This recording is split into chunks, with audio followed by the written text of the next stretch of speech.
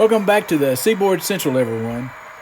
For those that are new to the channel, back in April of 2000, I became a locomotive engineer for Norfolk Southern. In today's video, I'm going to talk all about the basics of a diesel electric locomotive. So I hope you'll enjoy this video, and without further ado, let's get started.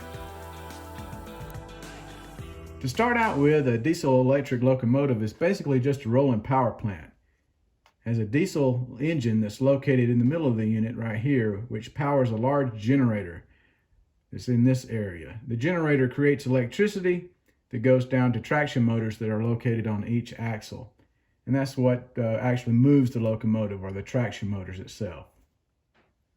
To keep the engine cool, it has a large radiator section that's located at the rear of the locomotive. And these three fans are for the radiator section, and also has intake grills right here. There's a large water tank that's located in this area that has to be, you have to make sure it's full of water, and it cycles through and keeps the locomotive running cool. And also, on this case of this SD40-2, it's actually equipped with a dynamic brake, and these two fans are associated with a dynamic brake blister. This vent right here is air vent, is for the blower, which keeps the traction motors cool. And you'll see this ductwork running right here that goes down to the traction motors, and that keeps them from overheating. For a turbocharged unit like this SD40-2, you'll see one exhaust manifold right here for the turbocharged unit. Non-turbocharged unit, you'll see two exhaust stacks on each side right here. General Electric units like this -9 and this ES44AC are built a little different from the EMDs. One notable feature is the dynamic brakes on the General Electric units are behind the cab. And then here's the vent for the traction motor, the air vent for that. And then of course your radiator section, which has one large fan that's located in this area.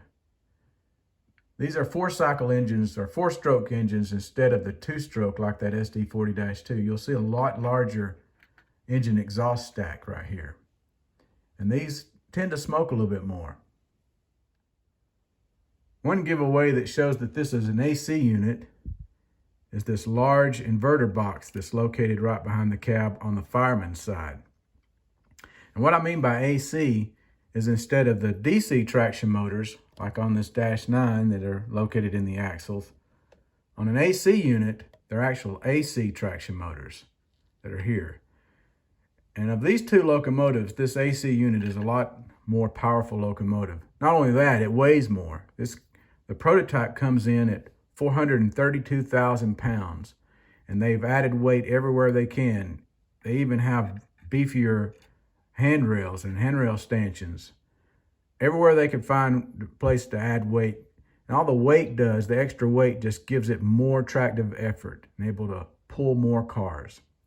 Another interesting feature about this AC unit is this one has a lot stronger dynamic brake, and is noticed by the three intake grills right here behind the cab. This is a heavy-duty, high-capacity dynamic brake, and it is very strong. And because of that, when you have a train in a consist, you can, on the head end of the train, you can only have two of these dynamic brakes cut in at one time. Even if you have more than one locomotive under power, only two dynamic brakes on one of these units can be, units like this, that can be actually online. Because so much force is generated, it could jackknife the train going through crossovers or through tight curves. So you may ask, what is dynamic braking? Well, on a locomotive, you have either 2 or 3 different kinds of braking systems. The first braking system is actually for the locomotive wheels itself. And if you look real close, right there, there's a brake cylinder located. And these brake cylinders are what apply pressure to the brake shoes against the wheels to help stop the locomotive. And that's called the independent brake. The train is also equipped with an automatic brake, and that's the train line brake. And by applying the automatic brake, it applies the brake shoes to the rail cars that it's connected to. And in this case, this locomotive is also equipped with dynamic braking, the third kind of braking system with this dynamic brake. And the dynamic brake, what it does is it takes the electricity that's generated on the unit and changes the polarity to help retard the movement of the train itself.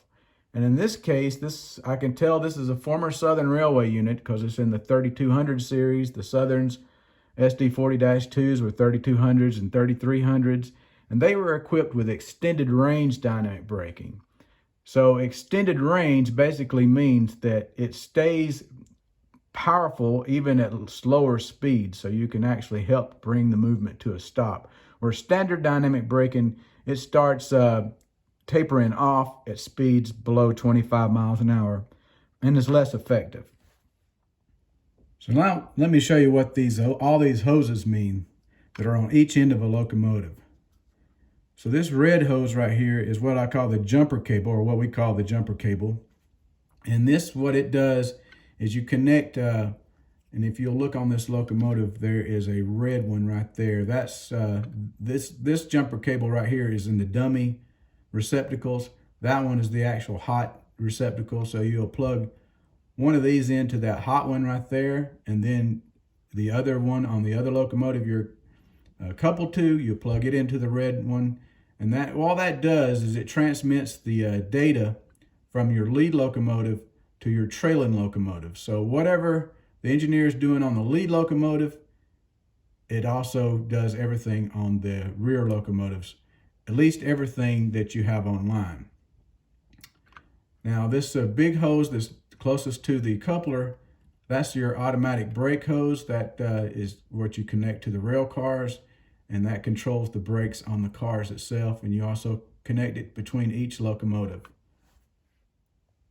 So on every locomotive, it's equipped with an air compressor, and they're typically located at the rear of the unit. There's a little separate motor back here that drives the air compressor itself, and you'll often hear it charging up when the engine's sitting at idle. You'll hear it kick in. It fills air in these main reservoir tanks right here. This one's equipped with two of them. On the EMD, you'll see one long one above the fuel tank. So this fills this main reservoir tank, and that's basically your air supply for the locomotive. So the main reservoir, besides providing air for the air horn up on top of the locomotive, and in a lot of cases the bell, some of them are electronic, but some of them are still run by air. It also obviously controls the braking system, which, like I said, includes the brakes on the actual locomotive and the train cars. So besides hooking the jumper cable between the locomotives and the train line hose, you also have three hoses right here on each side. Now, only one side needs to be connected. You don't have to connect all the hoses on both sides of the locomotive, only one. So you have three. The one closest to the train line, that's your main reservoir hose. And this right here runs through all the locomotives in your consist. You connect that main reservoir, and that way you can fill up, the air fills up on all the main reservoirs of the locomotive. The middle hose is called your actuating hose. The actuating hose is actually what applies the brake. That sends the signal to apply the brakes on the automatic. And then this hose, the farthest away to the outside, that's called your apply and release. Now this hose sends the signal to apply the actual independent brakes on the locomotives. That's what controls that. So all three of these hoses need to be connected for units that are in consist, unless they're in tow. And then the tow engines, if there's a lot of engines, like if you have 10 engines or 15 engines, you won't connect this. You only want, or it'll take forever to pump these off. So the rules on our railroad dictate that you can only have 6 locomotives connected with these. Everything past that point has to be set up in tow. So one other thing, what's this vent for? Well, this is your air conditioner. You gotta have it, especially on a black locomotive like this in the southeastern United States. or in the southern part of the United States in general, you have to have air conditioning. You'd die if not. It gets so hot. Plus, it has to keep the electronics cold. At least that's what us railroaders say. It's more for the electronics than for us, right? So up on top of this locomotive, you have, this is for your distributed power, your radio antennas. Newer units will have a PTC array up here for your PTC, along with your radio antennas, not only for talking to the dispatcher and your conductor, but also a radio antenna for your EOT device, which is the end-of-train device, that little red flashing light on the rear of your train. A little bit more, you have a fuel. This is where they add fuel. It's on each side of the tank, so it doesn't matter which side. It can be fueled from either side. Here's a fuel sight glass on this locomotive. There's also an electronic readout on a lot of these newer locomotives. It tells how many gallons are in here. Here's a little red button. It's an emergency fuel cutoff. You press this button, hold it in. It'll actually shut the locomotive down. All right, some more things about the locomotive. This is where the batteries are located on these SD40-2s, and a lot of times you can see battery acid that's coming down right here. Also, this is on each end of the unit, you see a sand filler hatch. This sand is used to aid traction. You see sand lines down here and here. And what it does is it puts a little small bit of sand on the rail to aid in traction during wet times, or just to help get a heavy train started. Another feature, this is where the toilet is located in the nose of the cab on these units. Okay, one other thing is to identify the front of the locomotive by looking for an F stencil that's right here. On this locomotive, this identifies the front. This is where the engineer sits on the right-hand side. Before this locomotive was rebuilt to a low nose and it was a high nose locomotive, the long hood was actually the front of the locomotive. So as you see on this old Southern Railway GP38, F is right here on the long hood end. And Southern did that. That was a practice that Southern Railway did. They identified the long hood as the front of the locomotive. So in that case, the locomotive engineer is sitting on this side of the locomotive instead of the opposite side. One more thing on these rebuilt Admiral Cab SD40-2s. This is where the air conditioner is located on this unit. You'll see some grates right here, vents right here. This is what they call it under the floor air conditioning versus having the air conditioner up top like that I have on this unit. These work pretty good, but they tend to leak, and over time, if they don't drain properly, the condensation pipes will clog up and they'll be leaking and raining inside the cab.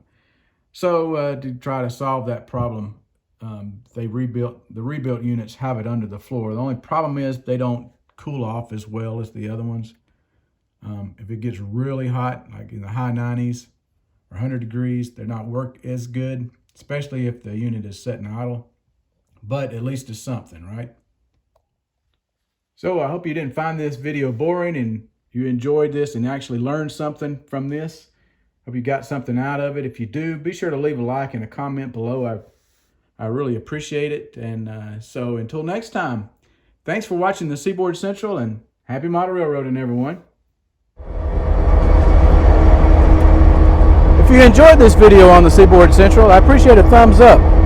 This helps the video show up on other people's feeds so they may find the channel.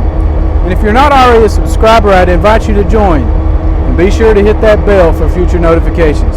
Until next time, I'm Tim Garland, and thank you for watching the Seaboard Central.